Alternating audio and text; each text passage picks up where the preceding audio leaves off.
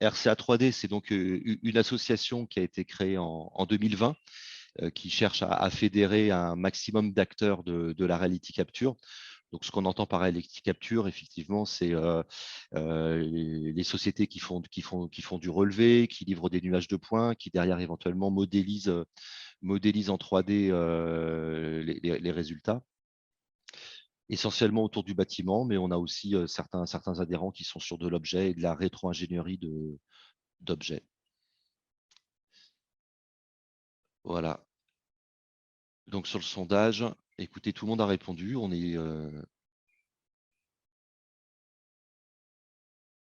va donc le partager.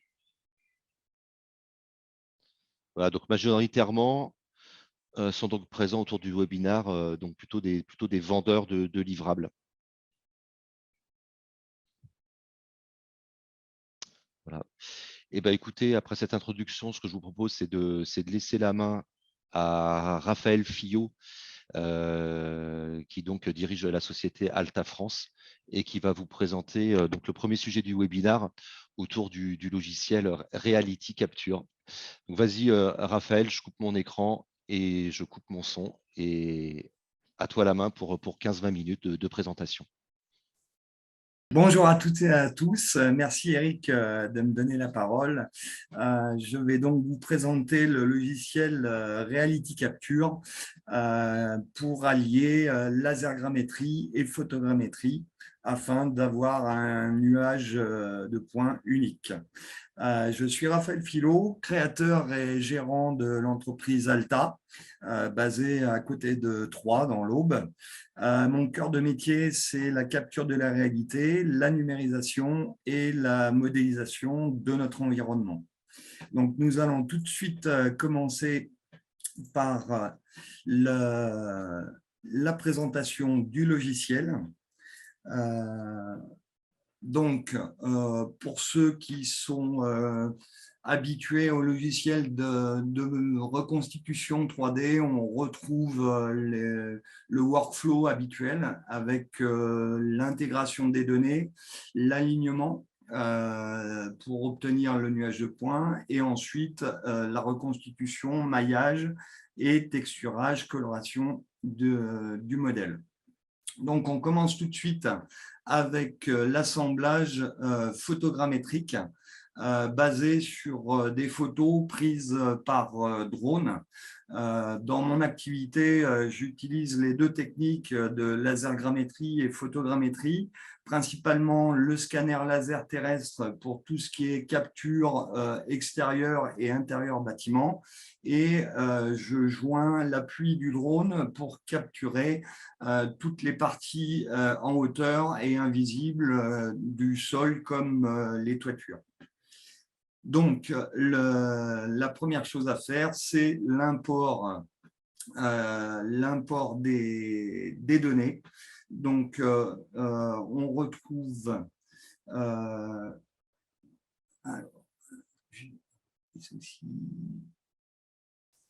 voilà. Donc, on va pouvoir intégrer l'ensemble des images capturées. Je rappelle que pour garantir le bon résultat dans Reality Capture, il est important d'avoir une qualité photo qui va être indispensable au bon alignement. Ça veut dire qu'il faut garantir un recouvrement entre chaque photo d'environ 80%. Et de plutôt prendre les photos de façon avec un réglage manuel de façon à bien gérer les balances des blancs. Donc, vous voyez, le recouvrement est très important pour garantir la précision du modèle. Donc, une fois qu'on a importé nos photos, on va pouvoir réaliser l'alignement qui se fait en quelques minutes ou voire plusieurs dizaines de minutes suivant le nombre d'entrées. Et on obtient, suite à l'alignement, un nuage clairsemé. Ce nuage clairsemé nous donne déjà une visualisation du projet et on va pouvoir, suite à ça, créer un composant et enregistrer le composant du nuage de points. Donc, on a cette technique pour la photogrammétrie et on va retrouver également la même technique pour importer les scans précédemment réalisés sur le projet. Donc, les stations de numérisation sont préassemblées dans le logiciel Scène que j'utilise et je vais faire un export au format E57 puisque le logiciel va importer des balayages laser en format essentiellement E57. Je vous montre les différents formats qui sont importables. Donc, moi, je fais un export depuis Scène en E57 et que j'intègre directement dans le logiciel Reality Capture. Une fois les scans importés, on refait de nouveau l'alignement et on obtient également le nuage de points clairsemé avec un alignement qui se fait automatiquement puisque les scans sont déjà précédemment alignés dans le logiciel Scène. On va enregistrer également ce composant sous le nom de scan et on va réouvrir un nouveau fichier Reality Capture dans lequel on va pouvoir réimporter les composants qu'on a précédemment créés. Donc, on a le composant drone, le composant scan qu'on va importer de nouveau dans Reality Capture. À ce moment-là, l'alignement va se faire en fusionnant les composants et non plus en faisant l'assemblage de l'intégralité des données, ce qui va nous faire gagner pas mal de temps sur l'alignement. Donc là, ce qu'on peut voir, c'est l'alignement complet entre le nuage scan et le nuage drone. De la même manière, on obtient un nuage clairsemé. Et maintenant, la prochaine phase va être de faire le maillage de cet assemblage. Et donc, je vais vous montrer. Une fois qu'on a créé le maillage, on obtient un modèle avec une précision de texture qui nous donne déjà un bon aperçu du résultat final. Donc ça, c'est la grosse opération du logiciel. Ça peut prendre plusieurs heures suivant le nombre de données qui sont importées dans le logiciel. Et on va pouvoir définir le niveau de détail que l'on veut obtenir sur le maillage. Une fois le maillage réalisé,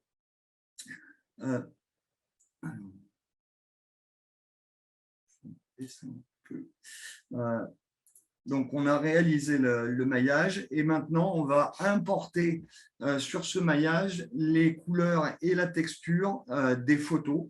Donc, les deux onglets suivants sont la colorisation et la texture du modèle. Donc là, pareil, suivant le nombre de données importées dans le logiciel, ça peut demander de plusieurs minutes à plusieurs heures suivant la taille du projet. Donc, je vais vous montrer maintenant, une fois le modèle texturé coloré, le résultat attendu.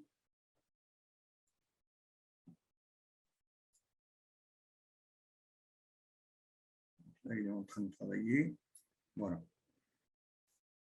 Donc là, notre modèle maintenant est maillé, texturé, coloré et avec un réalisme qui se rapproche au plus près de la réalité. L'avantage de grouper les scans et les images drones va permettre d'avoir à la fois la qualité photographique des images du drone et la précision d'assemblage des scans, ce qui permet d'avoir un nuage de points qui se rapproche le plus près possible de la réalité. Une fois qu'on a ce modèle maillé, texturé, coloré, on va pouvoir l'utiliser dans les différents logiciels. Et notamment, moi, je l'utilise régulièrement pour reconstituer un modèle, notamment avec la suite Autodesk, avec les logiciels AutoCAD et Revit. Et donc, je vais faire un export du modèle au format XYZ, qui est un format de nuage de points et que je vais pouvoir directement importer dans le logiciel Recap. Pour pouvoir travailler avec le nuage de points dans la suite Autodesk, on est obligé de faire un import soit en RCP, soit en RCS. Donc, je crée le nuage de points au format RCP depuis Scène avec l'ensemble des scans réalisés. Et ensuite, je vais ajouter le nuage de points obtenu depuis Reality. Donc là, on peut importer directement le nuage de points.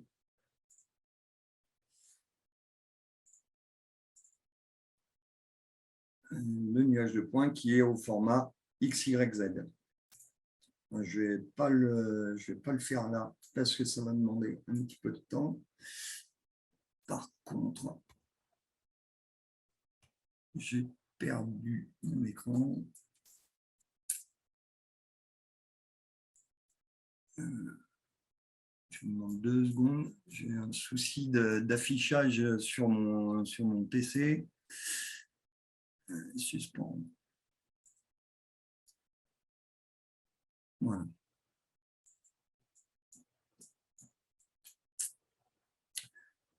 Donc là, on obtient, une fois qu'on a assemblé le nuage de points Reality Capture avec le nuage de points Recap, on obtient l'intégralité du modèle au format RCP qu'on va ensuite pouvoir directement exporter dans le logiciel Revit notamment et commencer la modélisation.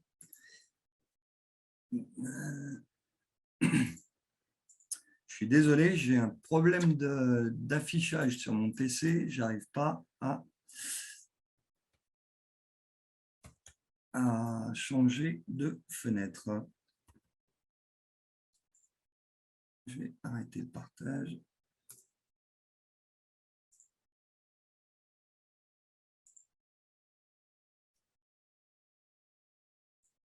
Ça ne veut toujours pas.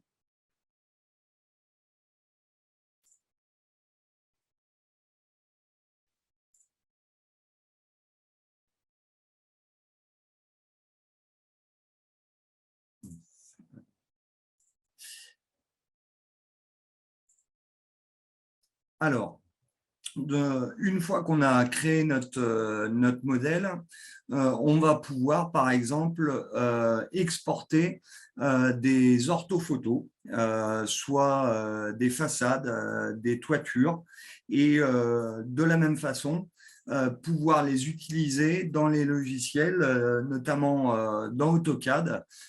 L'export de l'image se fait au format TIFF, ce qui permet d'avoir directement une mise à l'échelle de l'image et de pouvoir directement retracer sur le modèle existant avec la précision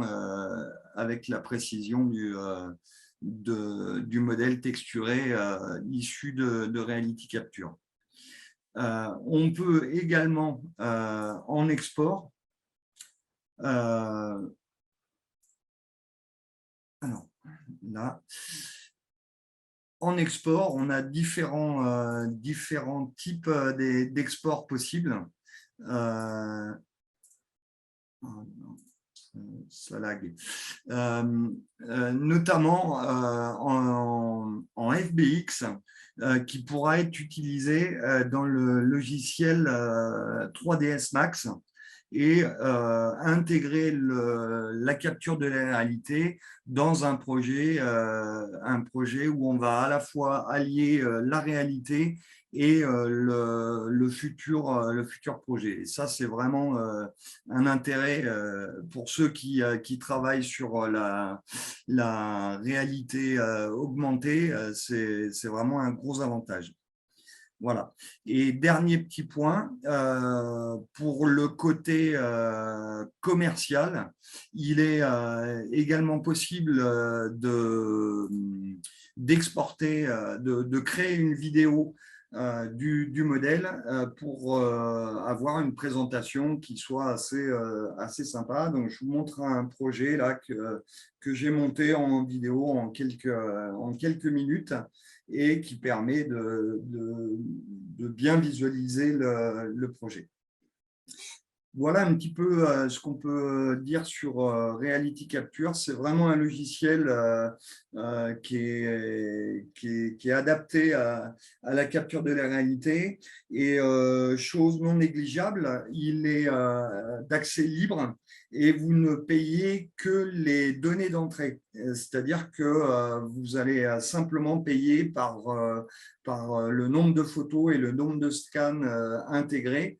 Et sur le petit projet que je vous ai montré précédemment, on est à 10 € pour pouvoir avoir l'ensemble des exports, que ce soit le nuage de points dense, les orthophotos, la vidéo.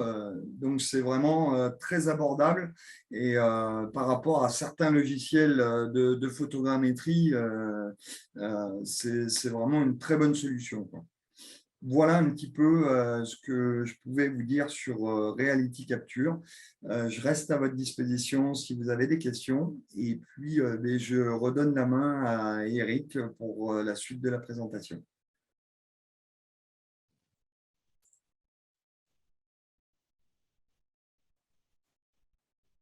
Oui, merci Raphaël. Chouette présentation. Du coup, oui, on a quelques Et questions dans le chat là. là, j'ai Euh, un doute. Vous avez vu mon écran ou pas? oui, on a vu ton écran. La vidéo, c'est bon? Oui, parce que Ce que tu appelles vidéo, c'est la vidéo de l'église. Non, on n'a pas vu la vidéo, Raphaël, ça n'a pas marché. en fait, D'accord. si tu veux prendre 2 minutes pour la montrer en Bah partage ouais, d'écran, quand il faut que tu même. bascules sur ton deuxième écran ou te faire Alt Tab. Voilà, c'est bon, on la voit. Alors, je vais vous la Vas-y. représenter quand même. Voilà un petit peu. Et j'ai eu des problèmes d'écran. J'en suis désolé.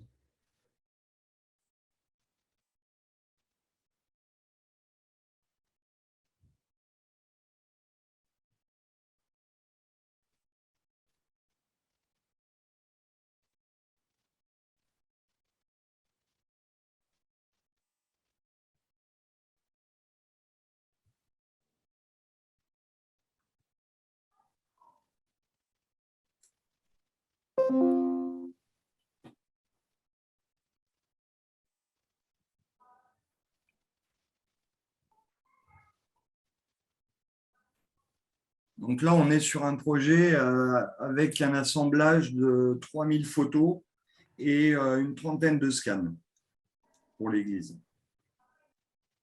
Donc là, forcément, le temps de traitement est plus du tout le même. Pour obtenir le modèle maillé, on est à une journée complète de traitement. Donc l'ordinateur travaille pendant une journée complète.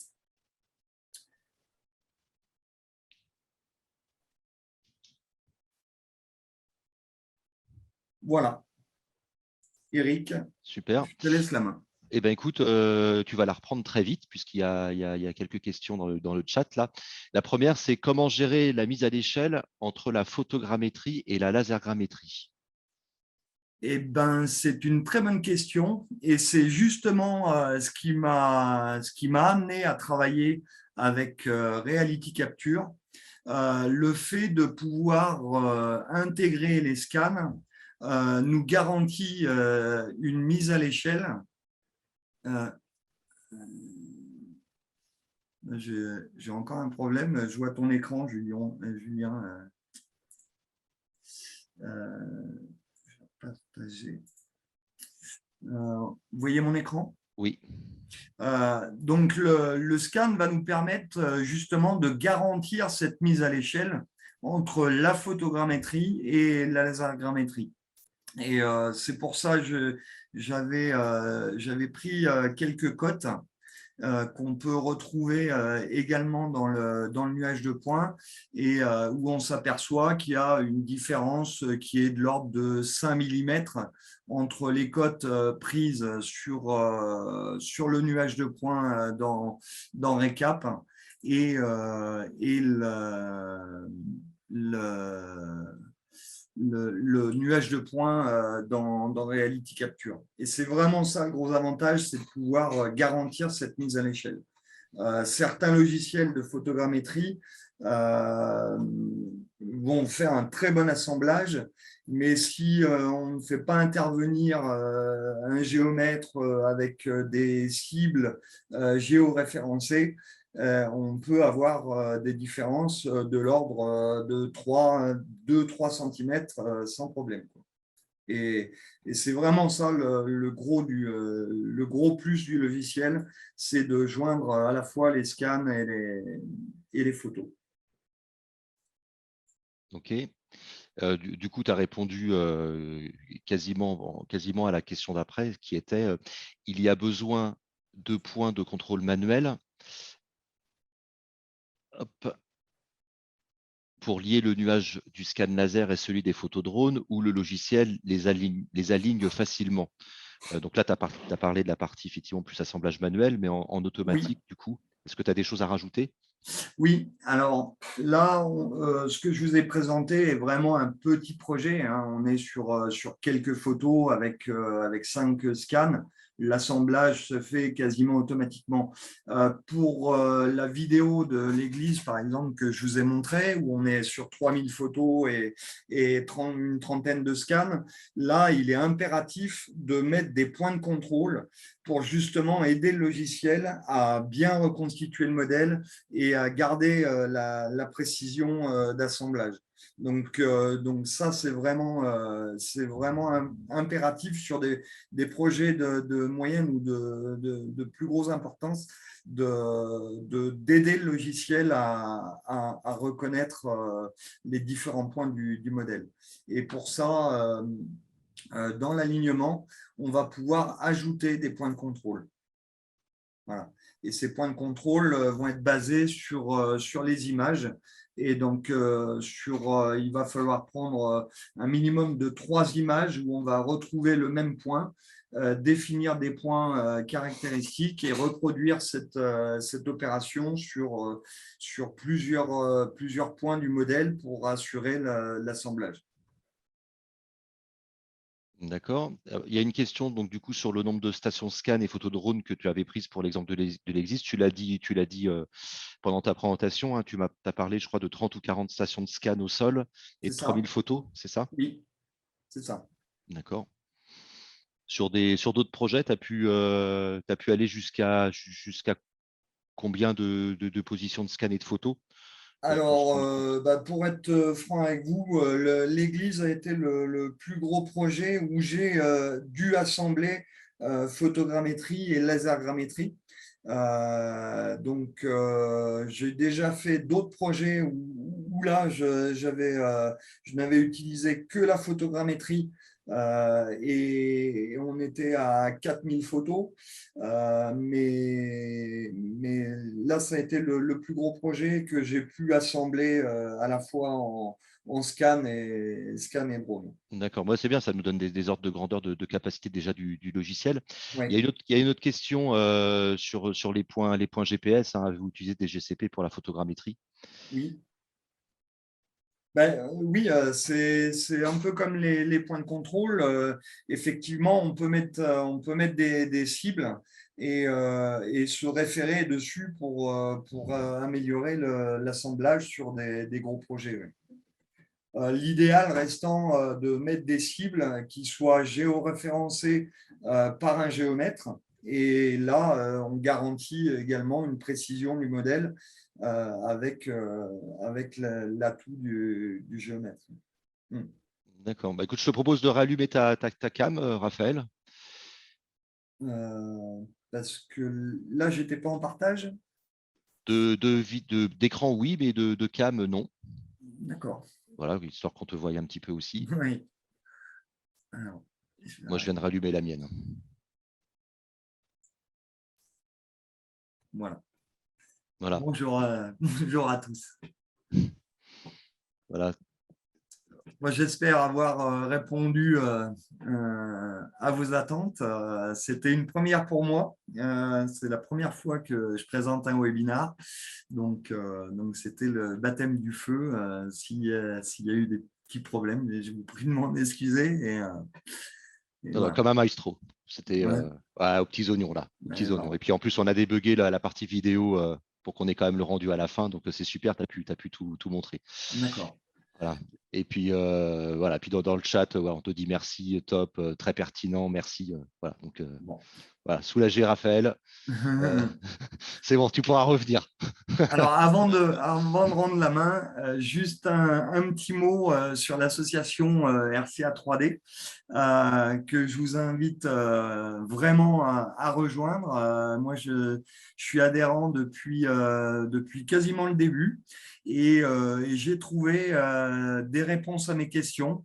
Des échanges plus que pertinents avec notamment tous les vendredis, un vendredi sur deux, les petits-déj de RCA 3D où ça nous permet d'échanger sur tout le monde de la numérisation et de la modélisation, que ce soit matériel, que ce soit des questions d'assemblage, des problématiques spécifiques. Et franchement, c'est bien quand on est tout seul dans son coin de pouvoir s'appuyer sur des gens qui ont aussi l'expertise du métier. Et donc, je vous invite grandement à rejoindre l'association. Voilà, Et, j'ai fini. et ben, écoute, Je te rends la parole. eh ben, écoute, c'est super, Raphaël. Avant d'attaquer le deuxième sujet, du coup, c'est une bonne transition vers ce qu'on fait effectivement le vendredi matin en instant café. Vous voyez, l'écran est partagé. Oui. OK. Donc, vous voyez, ça, c'est la carte. Voilà. Là, on a la carte de France de l'ensemble des adhérents de l'association. Donc, aujourd'hui, on a on a 20 membres, plus un partenaire, Capture Solutions. Vous voyez, donc on est basé, voilà, on a peut-être un petit manque quand même sur le sud-ouest, là, donc bienvenue aux futurs adhérents.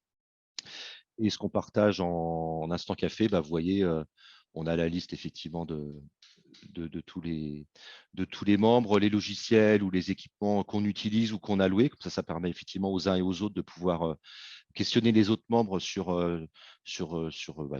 leur savoir-faire. Voilà. OK. Donc, on va attaquer le deuxième sujet. Je vais donner la parole à Paul Le Picard de Conseil 3D. Donc, du coup, Raphaël, on peut couper notre cam. Paul, tu peux activer la tienne. Voilà. Donc, on va aborder le sujet de la réalité augmentée voilà, qui peut amener de la valeur dans le cadre de revues de projets collaboratives. Donc, vas-y, Paul, tu as 15-20 minutes. Bonjour à tous et du coup, merci Eric d'avoir pu me proposer de participer à cette réunion. Donc voilà, je suis très heureux de pouvoir vous présenter un peu ce qu'on fait. Alors pour ça, je vais essayer de vous partager mon écran. Alors je sais, donc Conseil 3D, donc c'est une société que j'ai fondée en 2013, qu'on a fondée à deux. Donc, qui est spécialisé du coup dans 3 technologies différentes. Donc, la 3D, la réalité augmentée et la réalité augmentée VR et le cloud. Donc, on travaille principalement pour des clients industriels et on va les accompagner dans leur processus de transformation digitale. Donc, en fait, on développe des solutions qui répondent à des problématiques métiers. Donc, on aborde aussi bien des problématiques liées au BTP, par exemple, que je vais vous présenter là. Enfin, là, c'est plus pour la SNCF, mais c'est lié aussi à la création de structures. Et voilà, ça peut être des problématiques plus industrielles, donc la formation, comment moderniser les processus de formation en utilisant ce type de technologie et aussi comment les mettre en avant, donc plus l'aspect marketing-vente. Donc voilà, où ces technologies ont un intérêt parce que grâce à la 3D, la VR ou la réalité augmentée, ça permet voilà, de montrer ces produits dans différentes situations et du coup de pouvoir convaincre plus facilement des clients qui n'auraient pas pu voir ces produits autrement. Je vais peut-être couper ma cam pour éviter que ça plante.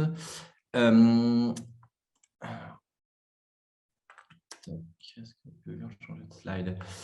Oui, donc comme je disais, on travaille principalement sur 3 technologies, la 3D, l'AR et la MR. Donc la MR, en fait, c'est un terme qui est apparu avec les lunettes Microsoft HoloLens. Les Microsoft HoloLens, c'est le casque que porte la jeune fille ici, qui permet de superposer à la réalité des hologrammes 3D. Donc, c'est un peu différent de la réalité virtuelle, où la réalité virtuelle, on est complètement dans sa bulle. La réalité mixte, on voit la réalité et sur la réalité, on superpose des informations, donc aussi bien 3D que 2D.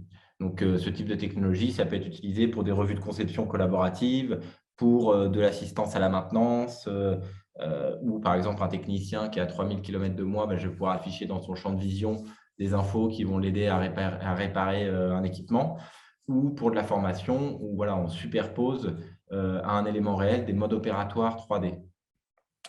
Après, on fait aussi des choses en réalité virtuelle, donc complètement immersif pour du training. Et maintenant, on utilise beaucoup les services cloud pour permettre, parce que voilà, ces dispositifs sur lesquels on travaille, c'est des dispositifs qui ont une puissance finie, parce que voilà, souvent c'est des dispositifs mobiles, donc voilà, avec une puissance limitée, et les modèles 3D sont parfois très lourds, même souvent très lourds. Donc les technologies type cloud, ça permet d'accéder voilà, à de la puissance du stockage, de la puissance de calcul supplémentaire. Donc ça a un intérêt pour nous d'utiliser ces technologies qui commencent à plus en plus être adaptées aussi à un usage en VR ou en réalité augmentée.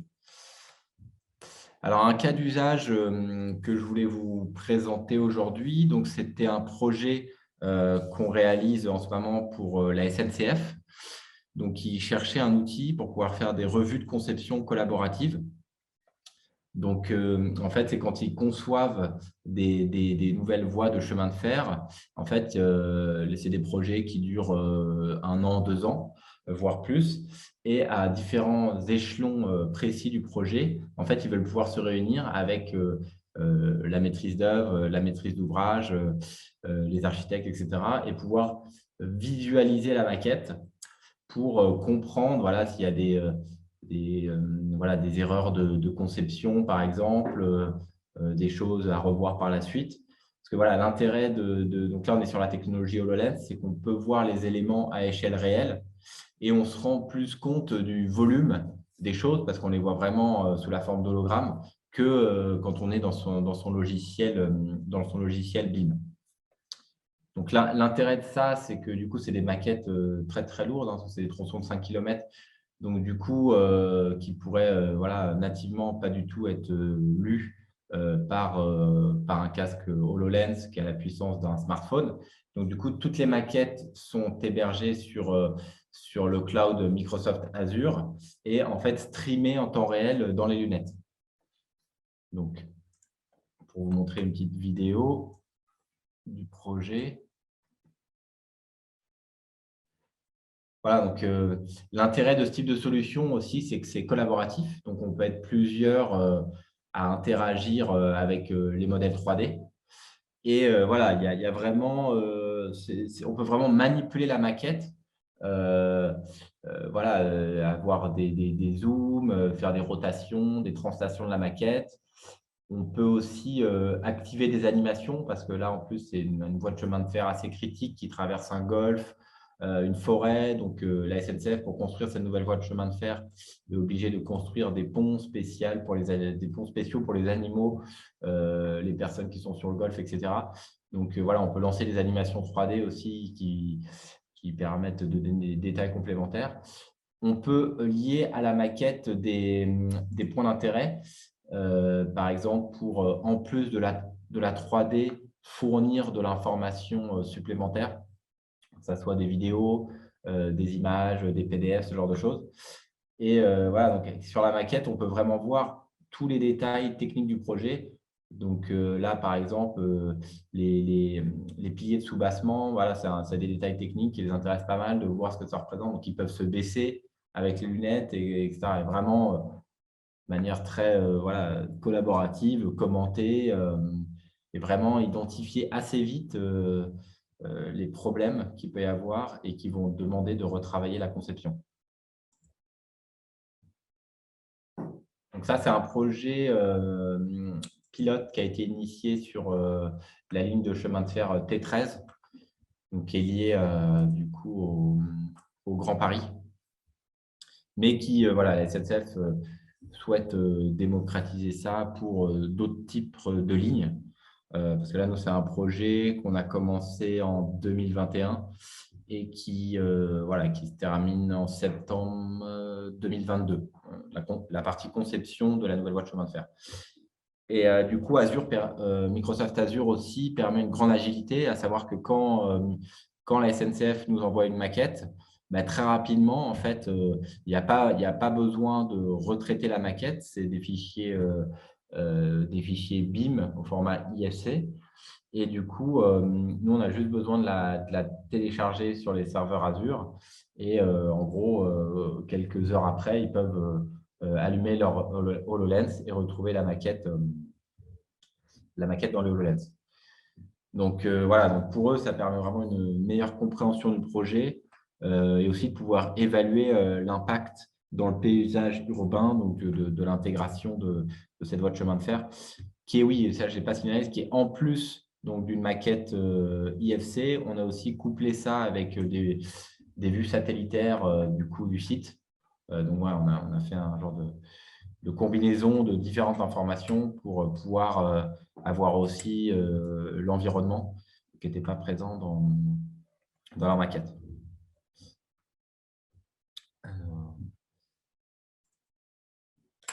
Ça, c'est un autre projet qui n'est pas totalement industrie, enfin qui n'est pas totalement un TPTP, mais qui est orienté industriel et qui est un projet qui est aussi en déploiement. Donc, je trouvais intéressant de vous en parler, qui est voilà, un intérêt de la réalité augmentée, c'est aussi de pouvoir montrer des choses qu'on ne peut pas forcément transporter facilement avec soi. Donc ça, c'est ArcelorMittal, en fait, la division automobile. Quand ils vendent, en fait, ils vendent donc tout l'acier aux constructeurs automobiles. Et quand ils vont faire la promotion de leur acier, en fait, avant, ils devaient acheminer ce qu'on appelle des caisses en blanc. C'est les structures que vous voyez sur la photo en haut à droite. Et ça, ils devaient les acheminer partout dans le monde pour aller faire des présentations chez Toyota ou chez Ford aux États-Unis. Donc, c'était très compliqué niveau logistique. Et aujourd'hui, voilà, les déplacements enfin, les mentalités ont pas mal changé avec le Covid. Les déplacements sont devenus plus compliqués et il faut vraiment les justifier. Donc, on a mis en place pour eux une solution de réalité augmentée qui leur permet de faire la promotion de leur acier, mais en visualisant le modèle 3D à échelle, je dirais, à échelle réelle, donc, mais sous la forme de hologramme 3D, donc en réalité augmentée, plutôt que d'acheminer le modèle réel. Donc, ça, c'est utilisé par aussi bien la R&D ou les commerciaux quand ils vont faire la présentation du produit. Et c'est toujours dans une optique aussi de collaboration parce que c'est des technologies qui permettent vraiment de travailler à plusieurs sur un modèle 3D, d'interagir à plusieurs. Donc là, c'est vraiment ça. Donc là, on est plusieurs autour du modèle 3D qui est ici. J'ai même une petite vidéo comme ça, je vais vous montrer, ça va encore plus vous parler. Voilà, et après, on peut accéder à des fonctionnalités. Donc là, c'est de la 3D, donc c'est toujours utile de pouvoir avoir une vue éclatée du modèle ou une vue en coupe du modèle 3D. Un peu comme la maquette SNCF, ils peuvent lancer des animations ou afficher des points d'intérêt. Donc, on voit qu'on est en collaboratif parce qu'il y a un petit casque de chantier là, qui se trouve sur la tête des personnes qui sont dans la session. Donc ça montre qu'on est tous bien connectés et synchronisés.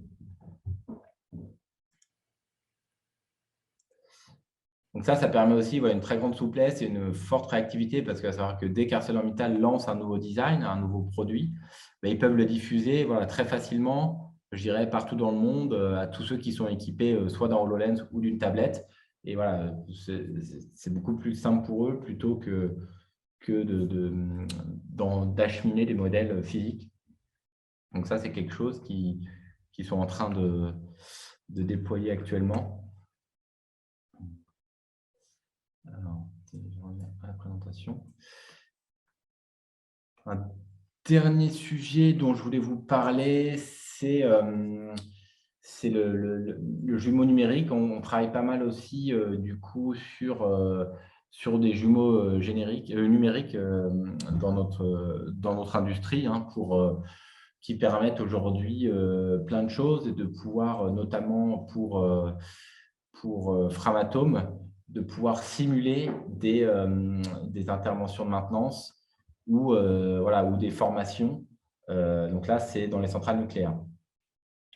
Donc en fait, on a reconstitué un jumeau numérique complète de centrales nucléaires dans laquelle en fait, on peut se balader en réalité virtuelle et en fonction du métier qu'on va avoir, si on est soudeur, électricien, ce genre de choses, on va pouvoir lancer des modes opératoires 3D spécifiques à notre activité. Donc ça, c'est à l'inverse de ce que je vous ai présenté avant. C'est vraiment là, on est en réalité virtuelle complètement immersive. Normalement, je dois avoir une vidéo du projet.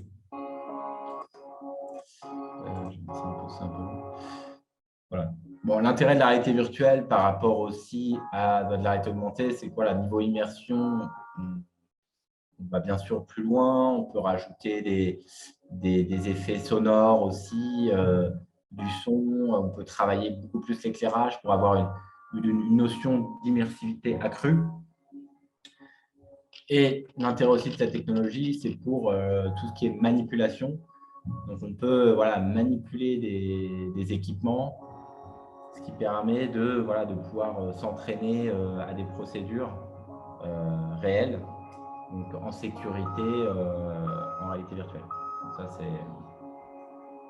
c'est un des atouts de ces technologies. Ça permet d'avoir des collaborateurs plus opérationnels sur le terrain et quand ils se sont formés, au moins ils ne se sont pas mis en danger dans des situations parfois périlleuses, notamment nucléaires. Donc on peut vraiment manipuler des choses. Donc ça permet vraiment d'acquérir des réflexes opérationnels assez. C'est la 3D là.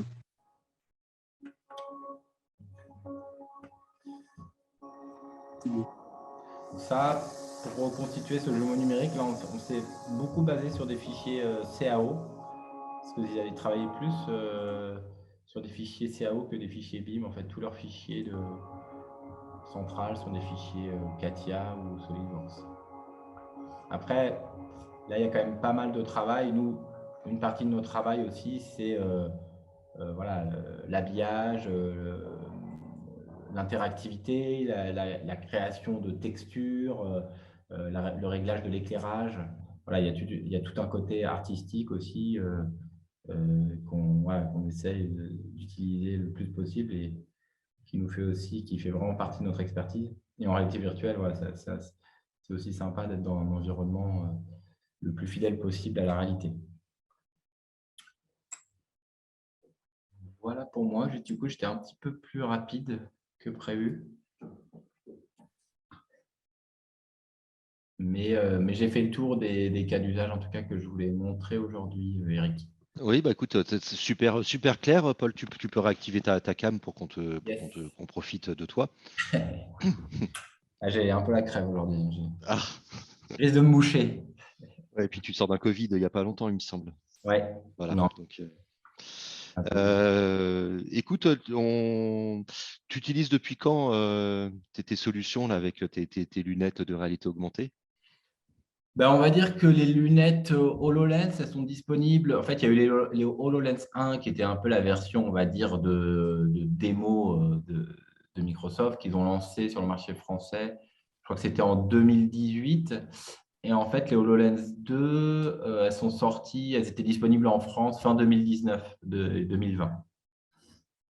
Après, voilà, HoloLens, c'est vraiment une plateforme voilà, de diffusion de contenu. Après, il faut voir un peu ça comme une tablette. L'intérêt du HoloLens, c'est qu'on conserve les mains libres et on a vraiment une perception vraiment 3D des éléments. À l'inverse d'une tablette où on a moins cette sensation de volume du contenu et on a les mains aussi, on a les mains prises. Donc, l'expérience est un peu moins agréable. Après, nous, on essaie quand même de faire des solutions multiplateformes, donc aussi bien compatibles HoloLens que tablette, PC, pour ne pas se restreindre voilà, et pas restreindre voilà, nos clients à une seule plateforme et la nécessité de s'équiper de voilà, beaucoup de devices, sachant qu'aujourd'hui, il y a quand même beaucoup de tablettes de diffusées. Donc, on essaie quand même de faire des choses qui… Oui. Et les tablettes aussi, maintenant, on voit que sur les iPads, voilà, ils sont assez… des scanners LiDAR, donc ils sont bien adaptés pour faire de la réalité augmentée. D'accord. Et bon, du coup, même si tu es partenaire Microsoft, tu as eu l'occasion d'essayer d'autres types de lunettes?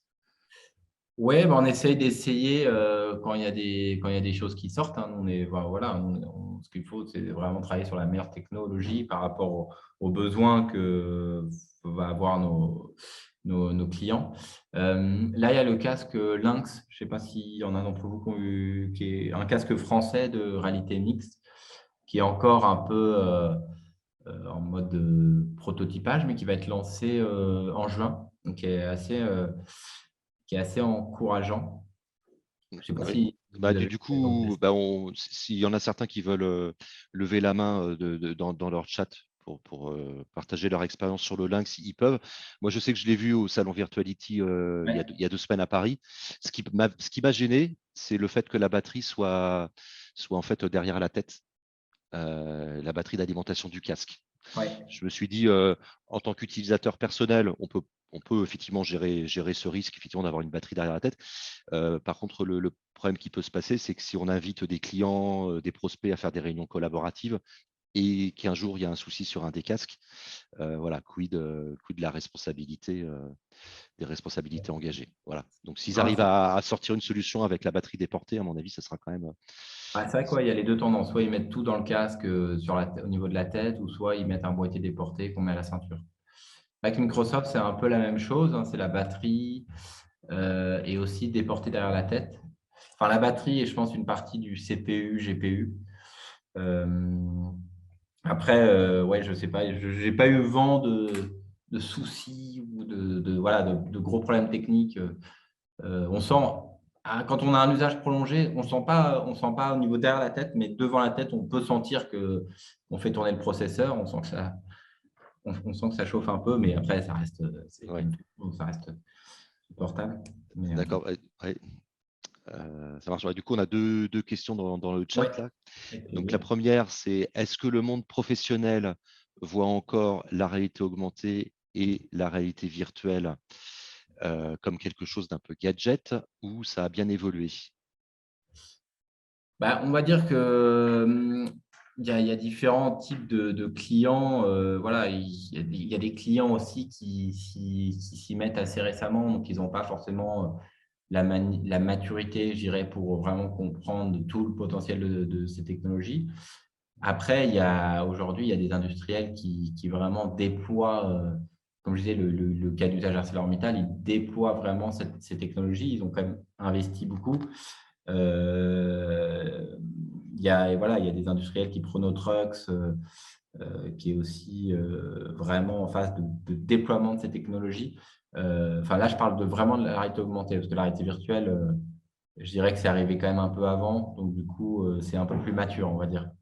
La réalité augmentée, oui, il y a quand même vraiment des gros industriels français voilà, qui déploient, qui ont fait l'époque, qui ont fait voilà, les pilotes et qui sont en phase de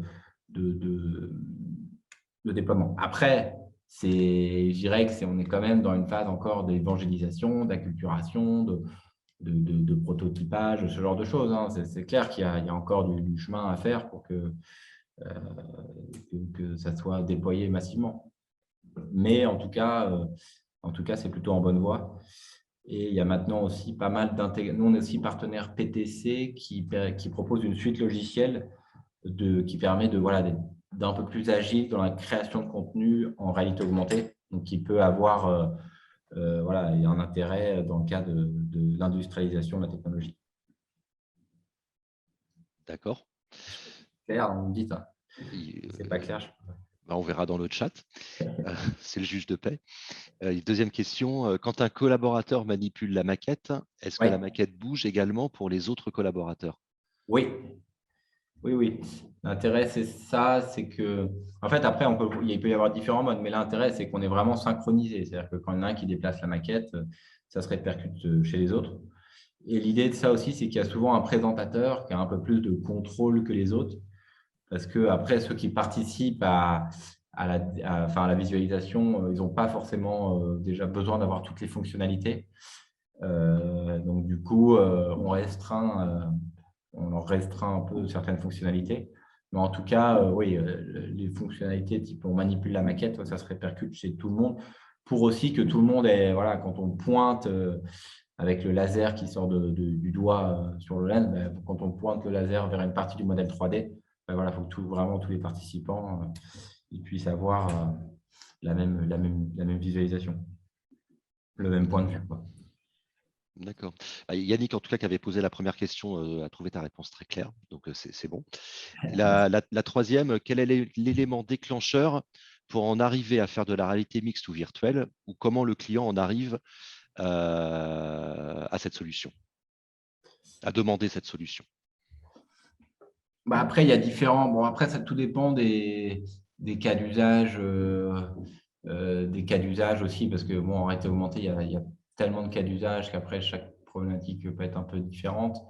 Mais pour les revues de conception de la SNCF, c'est qu'ils n'avaient pas vraiment d'outils qui leur permettaient d'animer des réunions collaboratives. Il y a aussi, ils s'adressent à des sujets d'enjeux publics où ils ont parfois, il y a aussi un côté communication, parfois d'inviter aussi des personnes qui ont besoin d'avoir une vue claire sur le projet sans forcément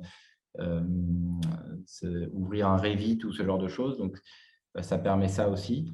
Ils sont aussi dans une tendance avant, ils faisaient beaucoup de maquettes physiques pour ce genre de projet. Et c'est aussi une tendance qui sont en train Bon, ils en font toujours, mais je dirais qu'ils en font moins qu'avant. Donc, ça a un intérêt pour ça. Et aujourd'hui aussi, c'est que les outils sont aussi, et la technologie est mature pour arriver à être agile dans la production, de pouvoir mettre rapidement à jour la maquette, que le client puisse la voir, sans que ça soit à chaque fois on repart pour des cycles de développement de 2 mois. Oui. D'accord. Écoute, en tout cas, c'est très, très clair, super intervention. Pour la suite, tu vois, au niveau de RCA 3D, nous, on est quand même on a peut-être un focus plus important sur le domaine des bâtiments. Tu nous as montré des projets d'infrastructure, des projets de l'objet avec la voiture, les aspects formation ou exploitation dans les centrales. Effectivement, je pense qu'à l'avenir, il y aura peut-être moyen de faire un POC avec des livrables bâtiments que certains adhérents de l'association pourraient mettre à disposition pour voir ce que ça pourrait donner sur un bâtiment, par exemple. Voilà. Avec plaisir. En ouverture. OK, écoute, merci Paul. Merci Paul, on va pouvoir… Merci à vous. Je te propose d'arrêter le partage d'écran. C'est bon, normalement, c'est fait.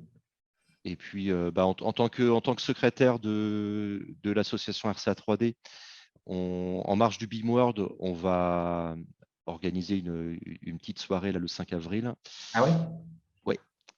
Et ça arrive vite, ça, 5 avril. Ça arrive très vite, oui.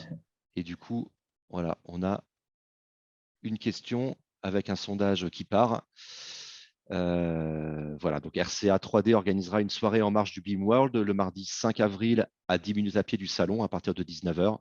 Boissons et collations offertes jusqu'à 21 h. Après, effectivement, bon, chacun mettra un peu de sa poche si on veut prolonger les soirées. Donc, je viendrai, je ne viendrai pas, je ne sais pas encore. Voilà, vous avez accès au sondage. N'hésitez pas à y participer. Ça nous permettra de dimensionner le budget de la soirée. Voilà, cette réponse pour l'instant. Je vous laisse un peu de temps pour répondre et ensuite on attaquera le troisième sujet du jour. Donc ça, c'est un bon test aussi pour savoir si les présents au webinaire finalement en fait, font autre chose que de suivre la présentation ou s'ils sont réellement derrière leur écran.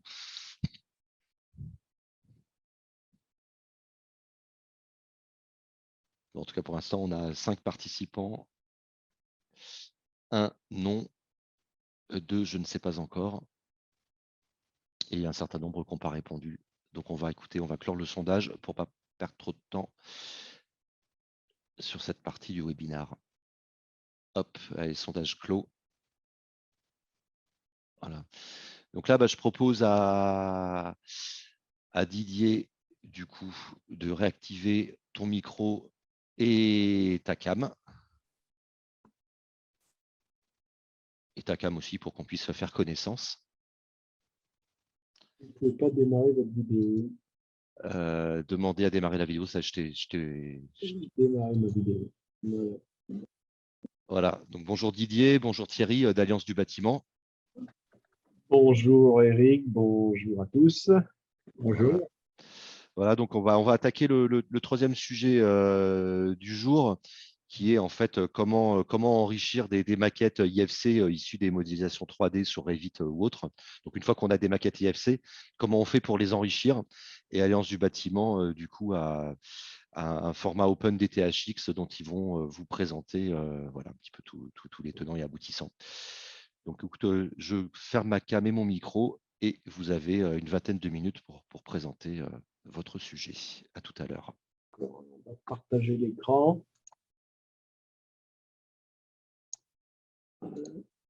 Alors, partage d'écran.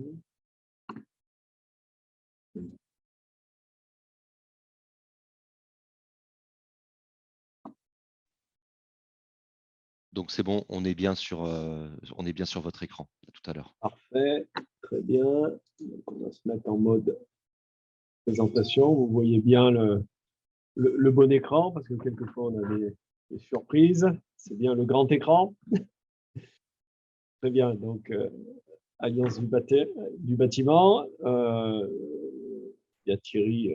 Oui, Thierry Lenbach, donc je suis l'administrateur délégué de l'association Alliance du Bâtiment, et donc qui regroupe des organismes professionnels, des entreprises, des collectivités, organismes de formation, des entreprises du bâtiment. C'est mon téléphone, voilà.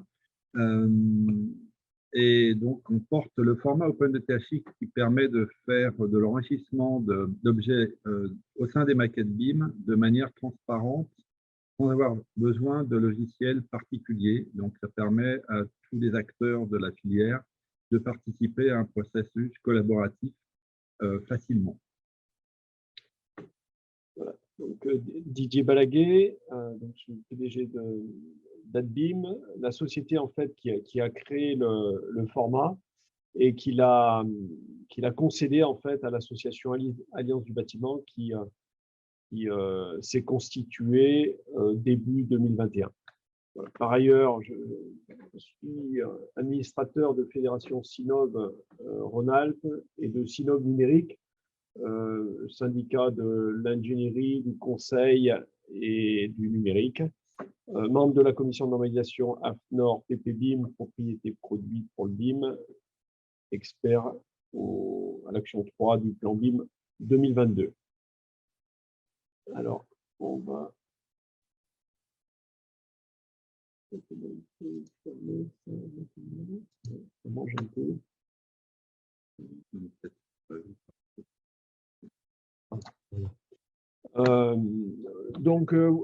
Voici un schéma qui modélise le processus BIM qui avait été élaboré dans le cadre de travaux d'une association qui s'appelait le Pôle Innovation Constructive. L'intérêt de cette association, c'est que l'ensemble de la filière était représenté.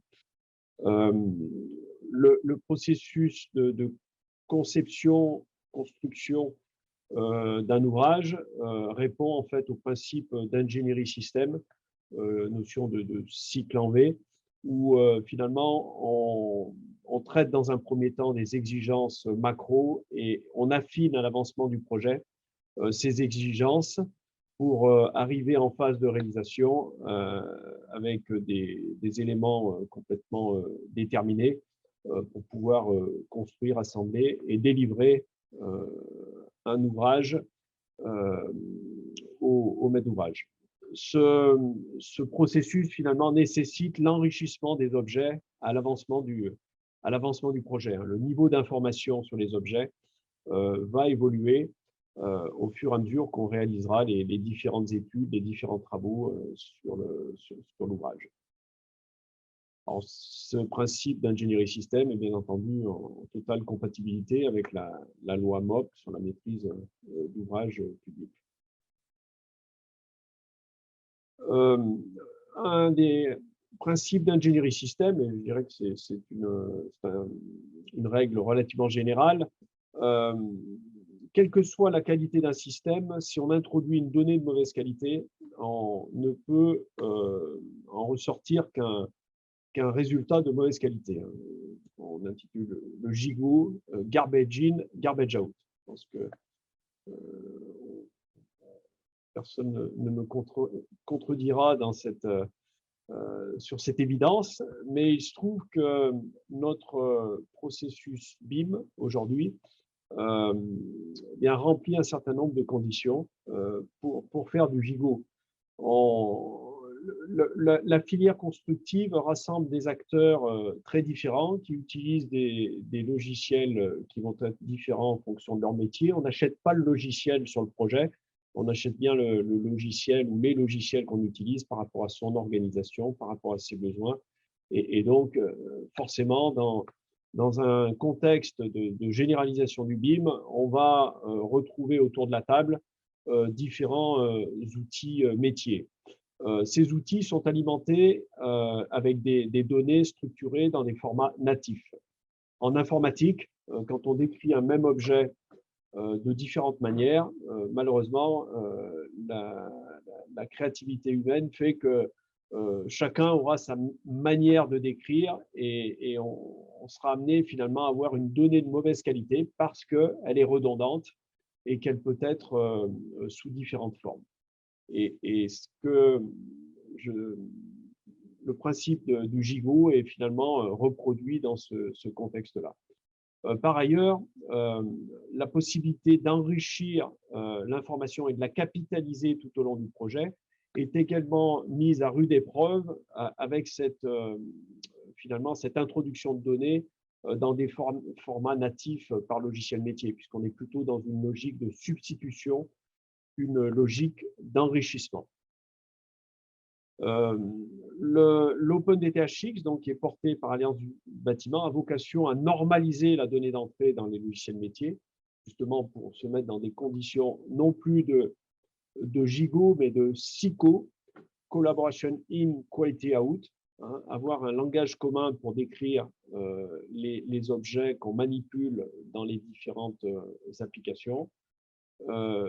Et au travers de cette possibilité d'enrichissement des objets, avec un référentiel qui est exploitable dans toutes les applications métiers, de par la nature du format ouvert, qui peut être utilisé par n'importe quel acteur, n'importe quel éditeur.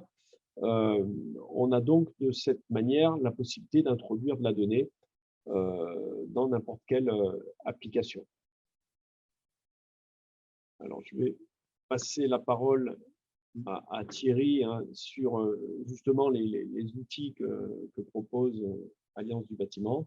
Donc, la démarche qui est mise en œuvre aujourd'hui c'est à partir de bibliothèques d'objets BIM qui sont décrites au format OpenDTHX, de permettre d'accéder aux objets à l'intérieur des maquettes IFC et de les renseigner à partir de ces bibliothèques qui structurent les informations. Donc aujourd'hui, il y a un certain nombre de bibliothèques qui ont été développées. On a mis la liste, hein, c'est propriété objet BIM pour les DCE. Donc, en fonction des cas d'usage, il y a des bibliothèques qui ont été développées. Donc, soit c'est des objets génériques, soit c'est aussi des catalogues d'industriels, de fabricants qui diffusent leurs objets donc, au format OpenDTHX. Et à partir de l'accès à ces bibliothèques, on a un système qui permet d'éditer la maquette IFC, donc soit avec un logiciel comme FBIM, hein, qui est un visualisateur de maquette IFC, et qui a des connecteurs nécessaires pour pouvoir accéder aux bibliothèques, soit en passant par une application qu'on est en train de développer, qui permet de charger une maquette IFC sur Internet et par une application en ligne d'éditer cette maquette et de renseigner les objets. Donc, ça permet du coup à l'ensemble des acteurs autour d'un projet. Alors, il faut bien sûr qu'il y ait une maquette IFC qui a été générée par un logiciel de CAO à l'origine, mais il n'y a besoin que d'un seul générateur de maquettes au départ, et qui ensuite permet à l'ensemble des acteurs qui suivent de travailler sur le document partagé. Parce qu'aujourd'hui, ce qui se passe, c'est que quand il y a une maquette qui a été générée au départ, les différents métiers la chargent et la renseignent avec leurs objets et avec leurs données, et on se retrouve avec une multiplicité de maquettes dont il faut faire la synthèse. Donc ça, c'est le cœur du métier de BIM Manager, qui est en fait un aiguilleur qui essaye de résoudre la complexité générée par la multiplicité des formats, alors qu'avec le système qu'on propose, il n'y a plus besoin de cette complexité et ça simplifie considérablement la démarche. Donc là, on accède à une bibliothèque hein, sur l'image. On peut choisir des objets et on peut, avec le format OpenDTHX, sélectionner et renseigner l'ensemble des éléments d'un mur, d'une porte, d'une fenêtre. Donc, les dimensions, résistance au feu, problème d'économie d'énergie, type de matériaux, également lien sur les documentations. Et tout ça est structuré dans un format qui est numérique, qui n'est pas un format géométrique. Parce que la particularité… Oui. Thierry, a priori, on est bloqué sur le premier slide. Ingénierie système vers processus BIM. Donc, la vidéo ne marche pas. D'accord, on revient en arrière. D'accord. Et comme on est en avance sur le timing, si vous voulez reprendre pour que ça soit plus clair, oui, on va reprendre. N'hésitez pas. Hein. Alors, par contre, il faut qu'on arrive… Donc, ça veut dire que vous voyez toujours mon PowerPoint là pour l'instant. Ouais, on a un PowerPoint figé en fait. Ah, d'accord. Il faut qu'on revienne sur la vidéo. On arrête le partage, peut-être qu'on le redémarre. Ouais, et en fait, c'est venu par hasard. Il y a Manuel qui nous a rejoint et qui ne voyait pas en fait la présentation. Donc, on essaie de comprendre pourquoi. Et en fait, c'est parce qu'elle est figée de votre côté. Donc là, on voit un fond d'écran. Oui, donc là, si je reviens sur mon lien, est-ce que vous voyez là le PowerPoint? Oui. Voilà, on voit le slide et puis à gauche, l'ensemble des diapositives. Ouvrir le lien. Est-ce que… Là, ça ouvre une fenêtre. Une fenêtre YouTube? Oui. D'accord. Voilà. Donc là, c'est la vidéo. On part d'une… on est sur… c'est sur FBIM, d'accord. Oui, je suis avec FBIM. Ok. Donc là, c'est un logiciel de visualisation de maquettes. On se connecte, oui, Là, pour l'instant, on est dans le référentiel. on se connecte sur le référentiel d'objets et donc on va renseigner un objet, donc un mur par exemple, avec l'ensemble des données qui correspond à ce que l'entreprise va proposer.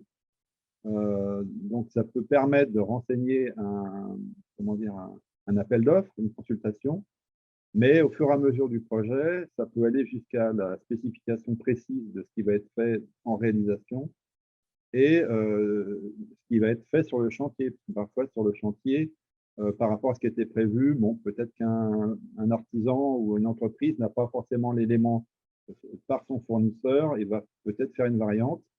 Et donc, ça permet au cours du chantier aussi de modifier la maquette et les données de manière à ce qu'à la sortie, la maquette soit vraiment un DOE précis et exact par rapport à ce qui a été réalisé.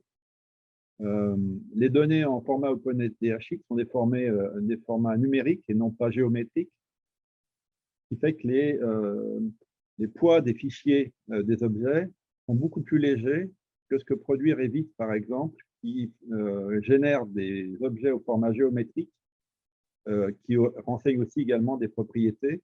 Mais le mélange géométrie et propriété génère des objets beaucoup plus gros. Et comme ils sont au format natif Revit, vous ne pouvez pas les éditer sans avoir le logiciel qui va bien ou sans passer par une plateforme qui fait des transferts de données pour pouvoir travailler. Donc, OpenDTHX rend en fait de manière très, très transparente l'accès aux objets et aux renseignements qu'on met sur les objets. Donc, à la sortie, une fois qu'on a renseigné ces objets avec les données, on peut exporter la maquette et du coup la remettre en place pour que le suivant puisse travailler et ainsi de suite. Donc, on est en train de travailler. Oui. Donc là, c'est fait avec FBIM, hein, cette démo. Donc là, c'est un logiciel sur le PC et on génère une nouvelle maquette avec le travail. Donc FBIM, hein, c'est un visualisateur qui a été développé par le CSTB. Donc, ce qui montre quand même que OpenDTHX est bien intégré dans les démarches au niveau du plan BIM 2022. La difficulté, c'est qu'aujourd'hui, le BIM est assimilé à Revit et aux objets géométriques. Et du coup, c'est un peu compliqué d'expliquer que ce qui est important, en fait, c'est la donnée. Et parce que la sortie, d'avoir des objets qui sont visuels, c'est intéressant. Mais ce qui intéressera l'exploitant d'un bâtiment, c'est d'avoir des données qui lui permettent d'intégrer ces éléments dans son logiciel d'exploitation sans avoir à faire des transferts complexes. Est-ce que vous voyez là la deuxième visio, le BIM universel?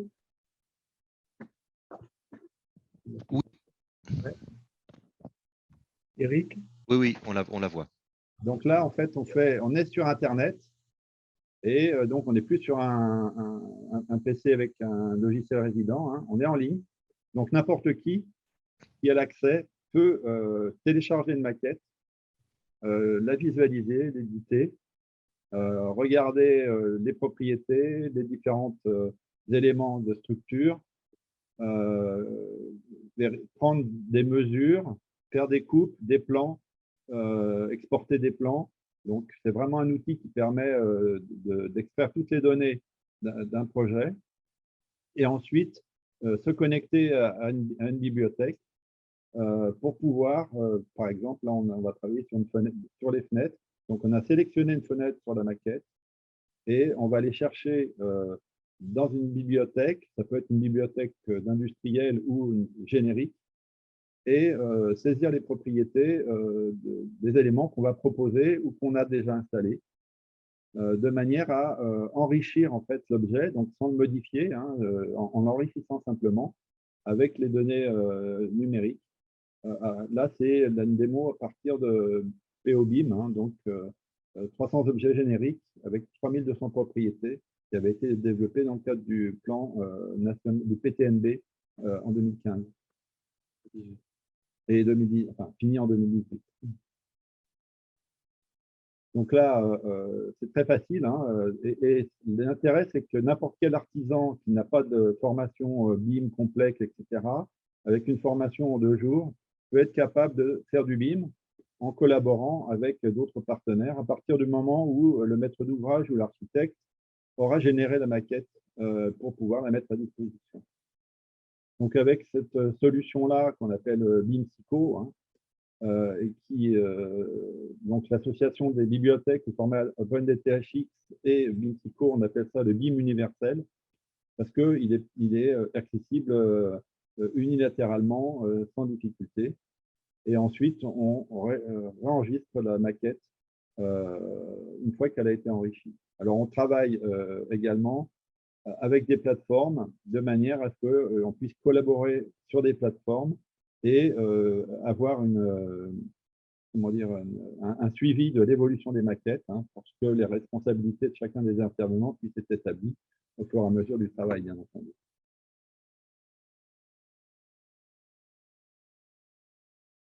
Voilà pour la deuxième vidéo.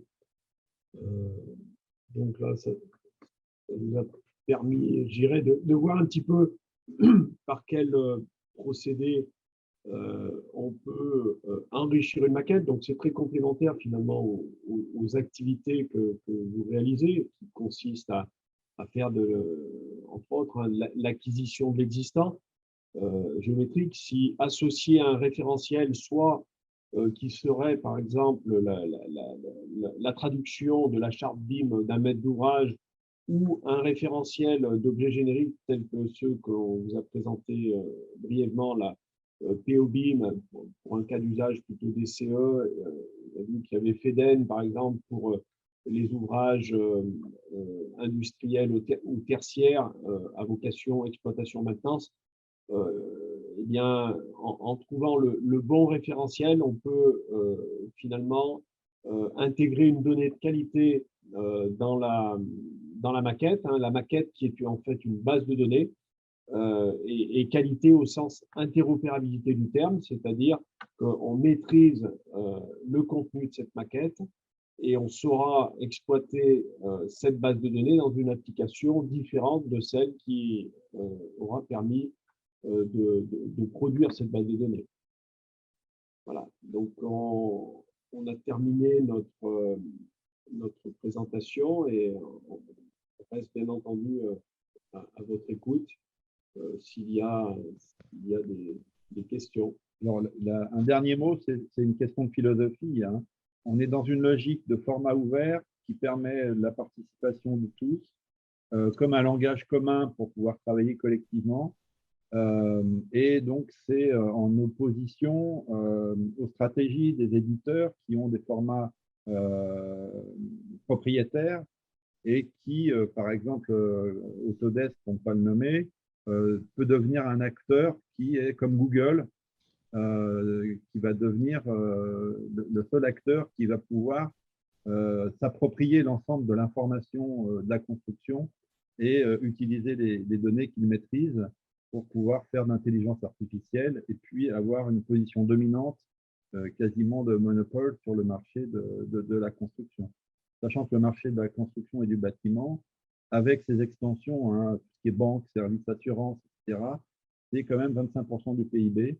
Donc, il y a quand même un enjeu de société ou de vision de l'autonomie des acteurs qui se joue au travers de la proposition d'Alliance du bâtiment. Super, Thierry.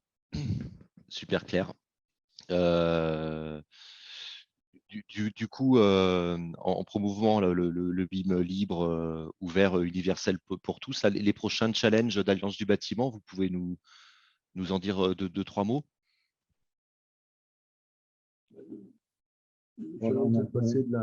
Le challenge, c'est de trouver des adhérents pour se consolider et d'avoir des mises en œuvre qui commencent à être opérationnelles d'acteurs importants. Hein. On cherche des relations avec, nous on souhaite pouvoir avoir dans nos nos acteurs adhérents, des grosses collectivités, des entreprises importantes, des régions, des départements, parce que ça permet, par le biais du politique, entre guillemets, de faire passer les messages et de mettre en œuvre. Sinon, du point de vue opérationnel, on est en cours de développement de l'application BIM-Psycho qui va bientôt être industrielle, c'est-à-dire qu'on va pouvoir la diffuser pour pouvoir l'utiliser. Elle sera mise en œuvre dans une logique open source, comme WordPress ou PrestaShop. Je ne sais pas si vous connaissez ces logiciels. Et l'idée, c'est que n'importe qui puisse les télécharger pour les mettre en œuvre et à partir du format OpenDTHX de pouvoir faire de la participation collective du BIM. Ça permettra à des entreprises ou à des architectes un peu pointus, dans un premier temps, de mettre des maquettes BIM en ligne et de faire travailler l'ensemble des collaborateurs ou des entreprises d'un projet autour de la maquette de manière très simple, sans avoir beaucoup de formation à faire, ni d'achat, parce que le problème, c'est les logiciels CAO aujourd'hui ont un prix quand même qui exclut 90% des entreprises qui sont des petites entreprises. Et si on veut que le BIM se généralise, il faut en passer par des logiques ouvertes, sachant que l'enjeu du BIM et de la numérisation de la construction, c'est l'augmentation d'efficacité énergétique. C'est-à-dire qu'il y a un enjeu aussi d'utiliser le numérique pour optimiser les coûts et générer des savoir-faire beaucoup plus précis pour tout ce qui est gestion des déchets, gestion de l'énergie, du carbone. Donc, il y a un enjeu sociétal autour de la généralisation du numérique dans le bâtiment. Et ça ne peut pas, à notre sens, être l'apanage de quelques gros qui vont gérer et contrôler ce marché. Alors, d'accord. Oui. J'ai proposé à Julien qui posait une question sur quelle est la différence avec l'IFC, là, éventuellement d'ouvrir son micro pour poser la question à l'oral, pour prendre effectivement peut-être 10-20 secondes pour expliquer le fond de sa pensée. Il y a peut-être quelque chose dans la présentation qui n'a pas été capté. Et on rappelle que la maquette IFC, c'est effectivement un livrable exporté depuis Revit, où en fait tous les constituants de la maquette, on parle de Revit, mais bon, ça pourrait être d'un autre outil de CAO, mais voilà, où tous les objets effectivement apparaissent derrière dans la maquette BIM. Julien, si tu es là. Donc pour revenir peut-être à un schéma qui a été présenté et qui montre un petit peu alors soit sur ce schéma, on va dire, où on voit la présence des formats natifs qui alimentent. Si vous prenez le cas de Revit, par exemple, les contenus peuvent être développés au format RFA, le format des familles. On va traiter ces données dans un logiciel type Revit et derrière, on va exporter un format IFC. Quand on voudra transmettre cette maquette, l'intégrer dans un autre logiciel, il se trouve que le fait que cette maquette ait été produite à partir de données structurées dans un format natif, on aura des difficultés à réutiliser cette maquette IFC, en tout cas toute la donnée rattachée dans une application autre que Revit. Donc la différence entre OpenDTHX et IFC, vous le voyez sur ce schéma, c'est l'OpenDTHX, c'est la manière de normaliser la donnée d'entrée dans les logiciels métiers. C'est l'équivalent de RFA finalement, RFA pour Revit, mais vous avez PLN pour Archicad et puis chaque logiciel a son propre format. Et l'idée, c'est d'avoir un format ouvert qui parle à tous les logiciels, qui permettent de normaliser la donnée d'entrée, d'enrichir les objets à l'avancement du projet. Et ça permet de produire des maquettes IFC qui sont complètement maîtrisées par la normalisation de la donnée d'entrée. Et donc, ça facilite l'interopérabilité. En fait, c'est complémentaire. L'IFC, c'est un conteneur qui donne la géométrie globale et des structures, mais les propriétés des structures elles-mêmes ne sont pas forcément dans un format ouvert et donc sont dans des formats de logiciels propriétaires. Donc, il y a 2 étages, hein. Il y a l'IFC qui est le global, qui est le conteneur.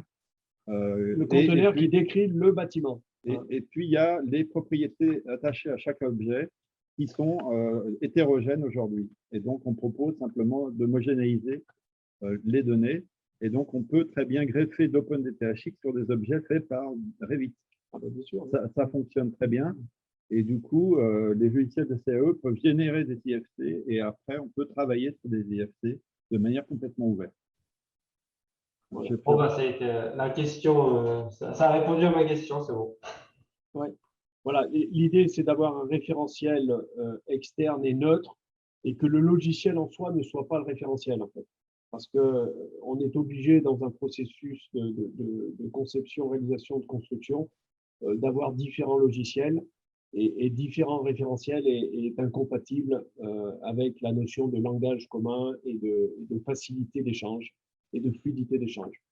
On a une approche aujourd'hui, on dit que le BIM, tel qu'il est, il est API-centrique, c'est-à-dire que c'est les applications qui sont au cœur de l'organisation.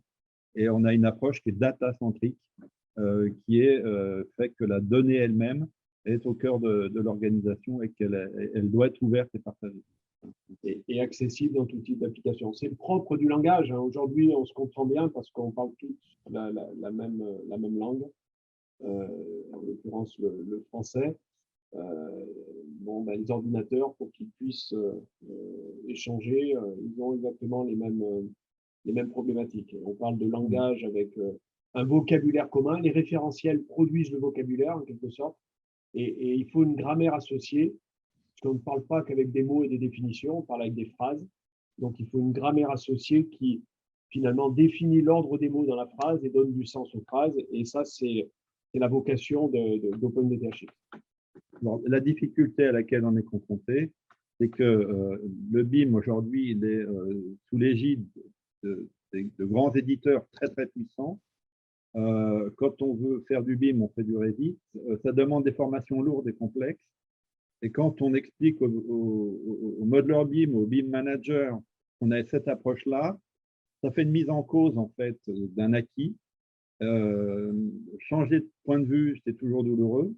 Et c'est tellement facile de continuer comme on faisait avant, avec, bien sûr, les trompettes de la gloire des gros produits, que notre approche est peu perçue, et pour ne pas dire qu'elle contrarie certains.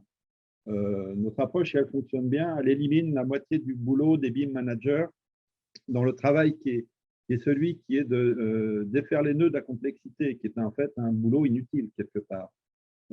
Alors qu'il ferait mieux de se concentrer sur l'organisation du travail, la coordination des acteurs et la valorisation des données.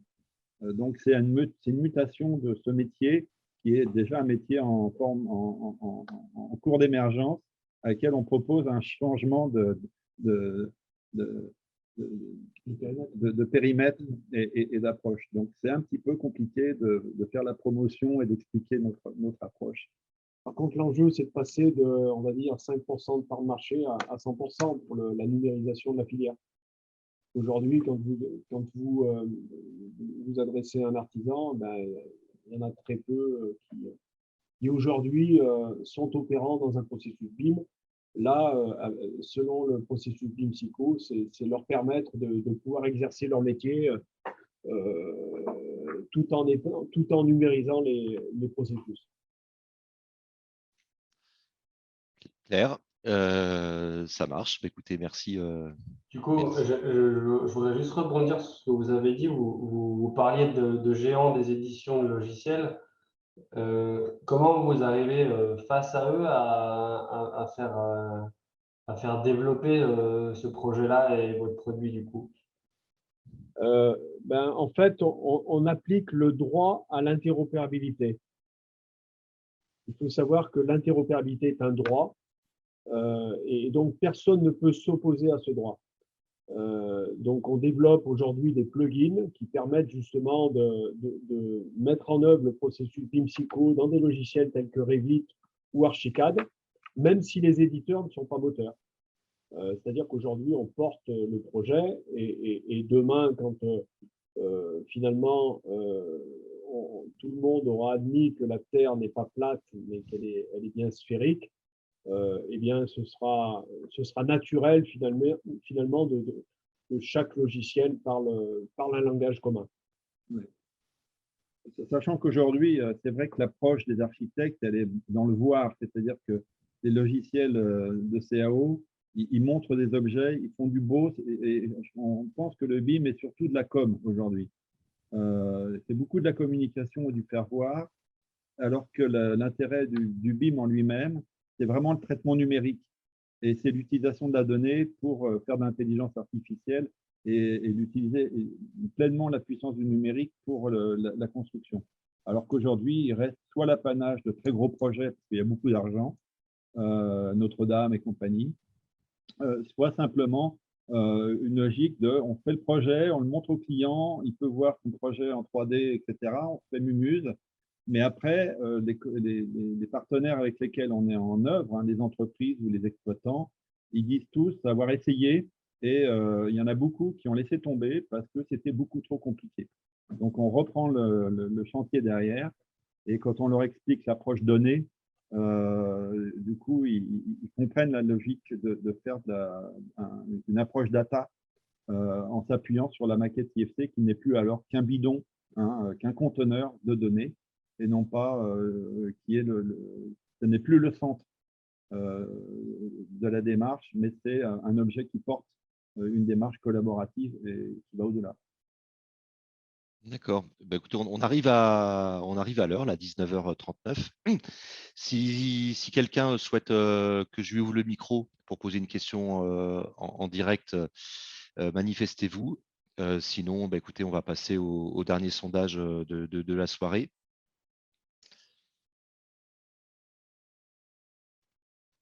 Voilà, donc ça, c'était le deuxième sondage. Et le troisième, on va le lancer.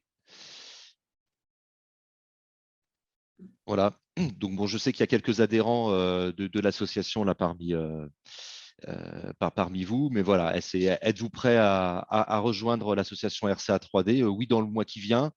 Oui, dans quelques mois. Parlons-en.